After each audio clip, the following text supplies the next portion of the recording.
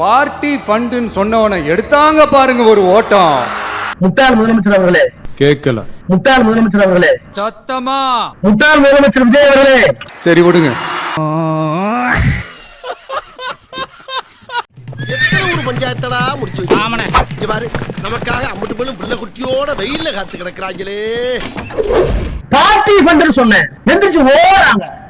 ஆமா ஆமா, உன்னை மூசுங்கிறதா, முட்டாளுங்கிறதா, இல்ல கிறுக்குங்கிறதா, இல்ல பொய்யாங்கிறதா உங்களுக்கு ஒண்ணும் புரியல. யாரு எங்க அவன் சரியான டுபா குருமாப்ல. ராமராஜன் அண்ணாவுக்கு ராஜாஜி உட்கார்ந்த இடத்தில் ஒரு பொய்யர் முதலமைச்சர். எவ்வளவு கேவலப்படுத்துறாங்க பாரு, எவ்வளவு அசிங்கப்படுத்துறாங்க. இந்த ஆளுக்கு நிர்வாக திறமையே கிடையாது. உனக்கு தெரிஞ்சு போச்சா? உலகத்துக்கே தெரியும்.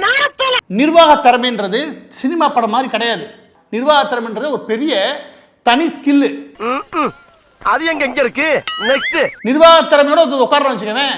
நிர்வாக திறமை இல்லைன்னா எல்லாமே கெட்டு குடிச்சலா போயிடும். என்னடா என்கிட்ட அழகு இல்லையா, அறிவு இல்லையா, திறமை இல்லையா, பாடி இல்லையா? பக்கத்துல அப்படியே வெட்டிடுறேன். பார்ட்டி ஃபண்ட் கடந்த காலத்தில் வசூலிக்கணும்னு சொல்ல உடனே எந்த பார்ட்டி எந்த ஃபண்ட் கேட்டார். அதை சொல்ல வேண்டிய கடமை முதலமைச்சருக்கு இருக்குன்னு சொன்னார்.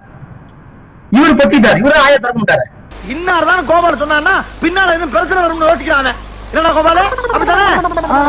எப்படி இருக்கு பாத்தீங்களா சார்? எங்களுக்கெல்லாம் இப்பயே உயிர் பண்ணா கூட எனக்கெல்லாம் பரவாயில்லைங்க சார். எது சொன்னாலும் அவனுக்கு பைத்தியக்காரனுங்க, நல்லா கத்துறானுங்க, அது மட்டும் தான் அவங்களுக்கு தெரியும். சைக்கோ, இதுங்களும் ஒரு சைக்கோ. சூப்பரா இருக்கு கட்சியே. ஒருத்தன் பைத்தியமா இருந்தா சமாளிக்கலாம், மொத்த பேரும் பைத்தியமா இருக்கான்.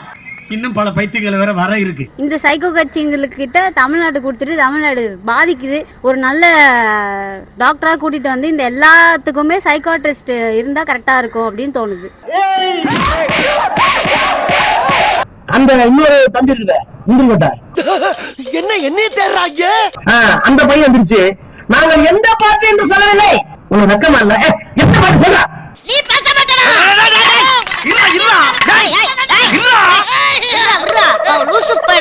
நீ எந்த பார்ட்டின்னு சொல்லி நாங்க உரையாடுறது நீ ரைட். நீ எந்த பார்ட்டி சொல்றது திப்பு இல்ல, முதுகெலும்பு இல்ல. கேக்குது. முதுகெலும்பு இல்லாத முதலமைச்சரை ஏற்றுக்கொண்டு அறவை கேட்ட அமைச்சரை ஏற்றுக்கொண்டு ஏன்டான சிலர் உன்னை எல்லாம் நான் மனுஷனாவே மதிக்கிறதுலடா, மயில்கல் ரேஞ்சுக்கு தான் மதிக்கிறேன். 5 நிமிஷம் பேசினதுக்கே கொளத்தூர்ல கொத்து பரோட்டா போட்டாங்க. ருக்கோ ஜரா, சபர் கரோ. 5 நிமிடம் நான் பேசியதற்கே குளத்தூர்ல கொத்து பரோட்டா போட்டாங்கன்னு பேசுறாரு. அப்போஸ் குளுக்கோஸா?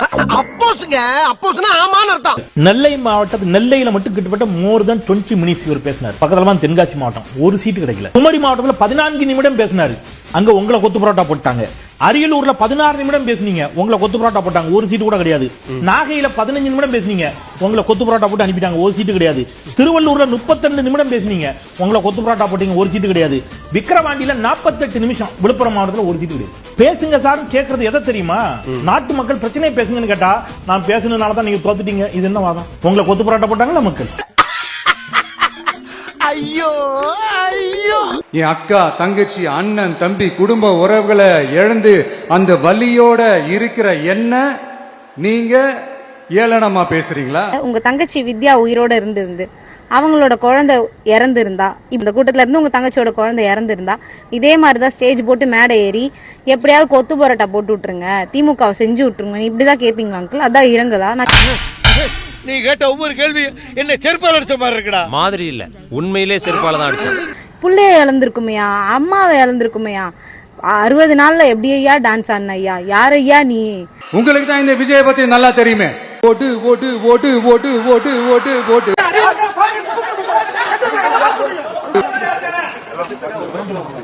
ஓட்டு ஓட்டு ஓட்டு ஓட்டு ஓட்டு ஓட்டு ஓட்டு.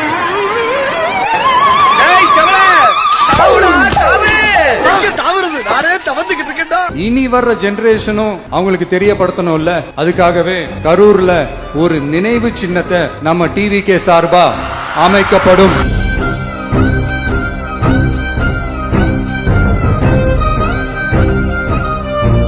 ஏங்க கில்லர் பிலிமிங்கிறீங்க, கிங்காங்க காட்டுறாங்க. நீதான்டா அந்த குரங்கு. நானா?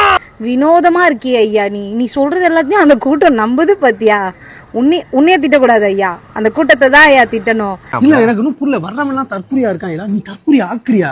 அவன் உனக்கு ரோல் மாடலுங்கிறான். ரியல் தாய் மாமன்லாம் கிடையாது, ரியல் தாய் மாமன். நான் ரியல் தாய் மாமன். எந்த தாய் மாமன் விட்டு ஓடி போவா? அவர் கேள்விக்கு பதில் சொல்லுங்க மாமா. உன் கட்சிக்காரன் ஓடி போனா, ஓடுகாலி பையன் மாதிரி ஓடி போனா ஊரை விட்டு. போரிக்கு பசங்க. இப்ப நான் தாய் மாமன், ரியல் தாய் மாமன். இப்படிப்பட்ட கேடுகட்ட தாய் மாமன் தமிழ்நாட்டுல பார்த்து சொல்லிக்கோ. இதுக்காக நான் வெக்கப்பட மாட்டேன், வேதனைப்பட மாட்டேன், துக்கப்பட மாட்டேன், துயரப்பட மாட்டேன்டா. அது என்ன ஆணவம், என்ன அகம்பாவம்? ஜெயலலிதா கூட இவ்வளவு அகம்பாவத்தோட ஆணவத்தோடு இருந்ததுடா. இந்த ஏரியால நீ மட்டும் தான் கடை வச்சிருக்க, வேற யாரும் இல்லைன்னு ஆணவத்துல ஆடுறல. உன் ஆணவத்தையும் அக்கிரமத்தையும் அழிக்கிறதுக்கு பூமியில ஒருத்தன் பிறந்திருப்பான்டா. அவன் நிச்சயமா ஒரு நாளைக்கு வருவான்டா. வந்துட்டான்டா.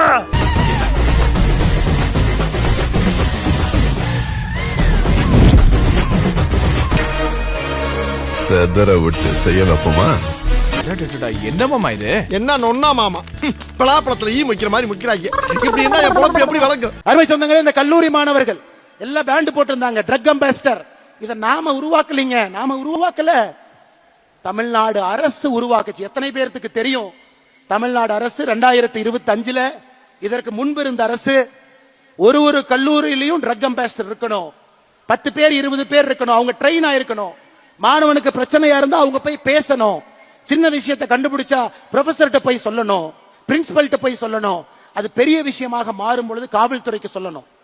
யாருக்காவது நமக்கு தெரியுங்களா தமிழ்நாடு அரசு கல்லூரியில ட்ரக் அம்பாசிடர் என்ற பொறுப்பை உருவாக்கி இருக்காங்களா? நமக்கு தெரியுங்களா? யார் என்ன ஓடினாலும் நான் மக்களை விட்டு எல்லாம் ஓட மாட்டேன். பணமா ஜனமா அப்படின்னு கேட்டா என் ஜனம் தான் எனக்கு முக்கியம். எனக்கு பணமா சனமானு கேட்டா எனக்கு சனம் தான் முக்கியம். யாரா உன்ட்ட கேட்டாங்கல்லாம்? யாரு கேட்டா? யாரும் கேட்கல, நம்மளா சொல்லி விடுவோம். இதெல்லாம் பத்தி பேசினா தானங்களே என்ன பத்தி பேசுவாங்க. உங்களை பத்தி நல்லா பேசிக்கிட்டு இருக்காங்க, கொஞ்சம் கேளுங்க அந்த பக்கம். விஜய், நீ ஒரு சினிமா தேவடியா? வாக்க பொறுக்க தமிழ்நாட்டின் முதலமைச்சர் விஜய் இப்போது போய் நான் கரூர் சம்பவத்துக்காக நான் வருகிறேன். என்ன நாடகம், என்ன அயோக்கியத்தனம். டேய் இப்படிலாம் பண்ணன்னு வச்சுக்கடா, நாசமா போயிருவடா, அழிஞ்சு போயிருவ. இந்த எண்ணத்தை மாத்திக்க, இல்லன்னா நீ அவ்வளவுதான். செத்து போனவங்க 41 பேர் ஒரு உடம்ப உங்க கட்சிக்காரன் பார்த்தாங்கடா, ஒருத்தன் பார்த்தாங்கடா. ஐயோ பெரிய மனுஷனே நீ எல்லாம், ஒரு மறுமணம் மரியாதை இல்லாம பேசி இருக்கு, என்ன எதுவும் கேட்க மாட்டேயா? பேசாம போடா, அவ என்னையவே மரியாதை இல்லாம தான் பேசுவா. அன்னைக்கு உனக்காக வந்து செத்து விழுந்தப்ப என்ன பார்க்க வந்து செத்துட்டானேன்னு கட்டி பிடிச்சு காதல் அழுந்தா. நீ மனுஷன்டா, நீ மனுஷனே இல்ல தெரியுமா? நீ தலைவனும் இல்ல, நீ மனுஷனும். தமிழ்நாட்டுல நீ வந்து முதலமைச்சர் இருக்கலாம், ஆனால் மரியாதைங்கிறது மதிப்புங்கிறது முதலமைச்சர் நாற்காலிக்கு தான், விஜய்க்கு இல்ல. வயசுக்குன்னு ஒரு மரியாதை இருக்கு. வயசு பெரிய இல்ல, வயசுக்கெல்லாம் மரியாதை இல்ல, செயலுக்குத்தான் மரியாதை. இத பேச நாங்க வழக்கு போடுவோம் போடு. நாங்க புஷி ஆனது இல்ல, நிர்மல்குமார் இல்ல. வழக்கு போட்டா நீ வந்து அந்த மாசம் அடைக்க போறது இல்ல, காலம் முழுக்க சிறைப்படுத்த போறது இல்ல. மிஞ்சி போனா 15 நாள் 1 மாசம் வந்தா அதை தாண்டி பேசுவோம், வெறி கொண்டு பேசுவோம். அப்படி சொல்றா சிங்கா குட்டி, வா என்ன பொட்ட பத்தி. 60 நாள் விஜய் அவர்களோட ஆட்சிக்கு ஒரு 10க்கு இத்தனை மதிப்பெண் தரலாம்னா எவ்வளவு தருவீங்க? எனக்கு பொறுத்த வரைக்கும் 0 to 1 தான் தர முடியும்.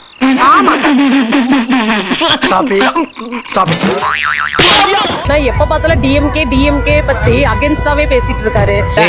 அவனுதான் மண்டல் அடிபட்டு மரக்கணிச்சுன்னு தெரியும்ல. அப்புறம் ஏன் சார் கரூர் விஷயத்துல ஏன் மேல பழி தூக்கி போட்டீங்க? போய் சட்டசபையில உட்கார்ந்துகிட்டு ஏன் மேல பழி தூக்கி போடுறீங்க? லேட்டா வந்துட்டாருன்னு எல்லாத்தையும் பண்ணிட்டு பழிய தூக்கி ஏன் மேல போடுறாங்க. ஏளனமா பேசுறீங்களா? ஏன் மேல பழிய தூக்கி போடுறீங்களா? இளவு வீட்டுல கும்பலையா கூட இவ்வளவு அழுக மாட்டாளுங்க, ஆனா நீ இந்த ஆளே அழுகிறியடா. இந்த ஆளே அழுகிற நீ.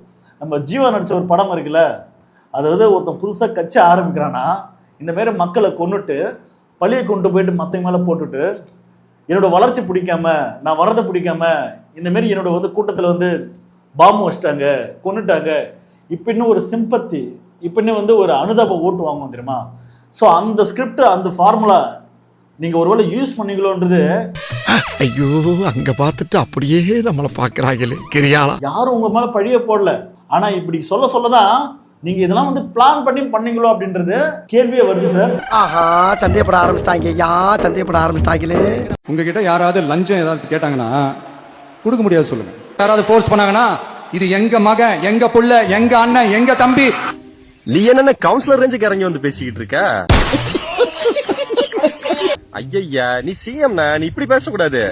என் ஆட்சியில் எவனாவது லஞ்சம் வாங்குனீங்கன்னா உங்களை சஸ்பெண்ட்லாம் பண்ண மாட்டேன், டைரக்டா டிஸ்மிஸ் பண்ணிடுவேன். இதுதானே முதலமைச்சர் சொல்றது. ஆமா, எனக்கு மறந்து போச்சே. அதாவதுண்ணே, உன்னோட ஆட்சியில ஒருத்தன் லஞ்சம் கேட்கறான்னு வைனே, உண்மையிலையும் உன்னோட ஆட்சி மேலையும் தயிர் அளவுக்கு கூட அவனுக்கு பயம் இல்லைன்னு அர்த்தம்ண்ணே. அவன் கிடக்குறான். அதனாலண்ணே இனிமேல் ஒரு ஒரு வசனத்தை பேசும்போது ஒரு தடவை 2 தடவை திருப்பி ரிப்பீட் பண்ணுண்ணே. அது வந்து அதிகாரிகளுக்கு ஃபேவரா இருக்கா, நீ அவங்கள பார்த்து பயப்படுறியா இல்ல அவங்க உன்ன பார்த்து பயப்படுறாங்களா அப்படின்னு கொஞ்சம் பார்த்து பேசுன. நீ சிஎம்ண்ணே, கவுன்சிலர் இறங்கி இறங்கி பேசாதண்ணே. 10-100 கார்ல வந்தா மட்டும்தான் அரசியல்வாதி. இப்போ என்னைய மாதிரி நார்மல் பொதுவான மக்கள் இப்படி வந்தாலே எனக்கு மக்கள் மேல இந்த இதுலயுமே கோவம் இருக்கு சார். எல்லாம் 100 கார்ல வராருல, உங்களுக்கு எங்க இருந்து காசு வருதுன்னு கேட்கலாம்ல. இவ்வளவு பெரிய அரசியல்வாதியா இருக்கீங்க, சும்மாதான் இருக்கீங்க, அப்புறம் எப்படி உங்களுக்கு காசு வருது? இந்த பார், இன்னும் ஒரு நிமிஷத்துல இங்க இருந்து ஓடி போறேன், இல்ல உனக்கு நான் சங்கு ஊதிடுவேன். ஓடிப்பா. தமிழ்நாடு பாடநூல் கழகத்தின் தலைவராக லயோலா மணி நியமனம் செய்யப்பட்டிருக்கிறார். பிச்சுமணி, உனக்கு கவர்மெண்ட் வேலை கிடைச்சிருக்கு. என்னது கவர்மெண்ட் வேலை கிடைச்சிருக்கா? ஆமா, எனக்கா? உனக்கு தான். ஐயோ ஐயோ, நான் என்ன செய்வேன், யார்கிட்ட போய் சொல்லுவேன்? ராமா ஐயா, அப்படி ஈஸ்வரா. படங்கள்ல சில வரிகளை சொல்லுவாரு, இங்கிலீஷ் பீஸ் வேணாண்டி, இந்தி திணிப்பு வேணாண்டி, கரகாட்டம் ஆடிக்கிட்டு தமிழில் பாடேண்டி. இந்தி திணிப்பு அதுல வருதுல. அதாவது கழுது மேய்க்கிற பையனுக்கு இப்படி ஒரு அறிவான்னு உன் மேல எல்லாருக்கும் பொறாமடா. தீப்பந்தம் எடுத்து தீண்டாமை கொளுத்து, இதுதான் என் கருத்து. தீண்டாமையை வந்து அவர் ஒழிக்கணும்னு நினைக்கிறாரு. சேரி இல்லா ஊருக்குள்ள பிறக்க வேணும் பேரப்புள்ள. அப்போ ஊரும் சேரியும் தனியா பிரிஞ்சிருக்க கூடாது, ஒரே ஊரா இருக்கணும்னு அவர் நினைக்கிறாரு.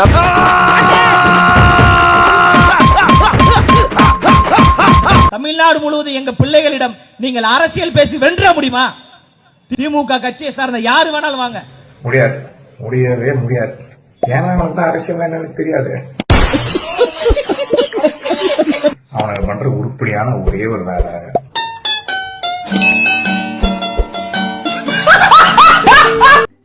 இந்த பக்கம் இருக்கிறதுனால இந்த பக்கம் நினைக்காதீங்க, அப்படியே இந்த பக்கம் போறதுனால இந்த பக்கம்னு நினைக்காதீங்க, நடுவுல வர்றதுனால நடுவுலன்னு நினைக்காதீங்க. நான் எப்பவுமே பேலன்ஸ்டா இருப்பேன்னு நினைக்காதீங்க. ஸ்டார்ட் பண்ணு.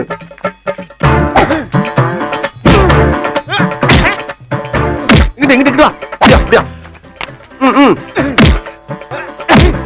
படைக்கல மண்டல மட்டும் அடிச்சிடாத, குலக்கேசல் உள்ள போயிருவேன். சரியா? உங்க வீட்டு பிள்ளையா நினைச்சு எல்லாரும் என்னை மன்னிச்சிருங்க.